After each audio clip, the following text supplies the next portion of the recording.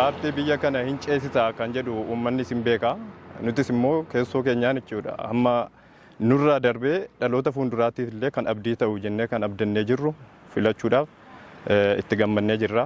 Kaardii koollee haala gaariidhaan bakka qulqulluu kaa'ee kan maatii kootii illee kan ollaan koollee akka jarri hin ganne guyyaa sana sagaleen tokko biyya kanaaf barbaachisa waan ta'eef haala qulqulluu haala gaariidhaan akkanatti qabadheetan jiraan. Bara kan bifa qulqullina ta'e bifa walqixxummaatiin haala paartileen nu filadhaa walqixxummaadhaan sosochii nu filadhaa gaggeessaa jiru jecha. Duraanii paartiin siyaasaa yeroo magaalaa keessa naannanii duulana filadhaa gaggeessanu hin sodaachifamu ture. Baran ammoo firiidhaan magaalaa hunda keessatti baanarii jaraa maxxanfatanii mallattoo jaraa maxxanfatanii paartiin kamiyyuu sochiirra jiru kan baranaa addan jedha. Gaafa 24 paartii noof ta'a jennu paartii noo ceesisa jennu filachuudhaaf qophii. An baranaan si'a sadaffaa filachuurra jira.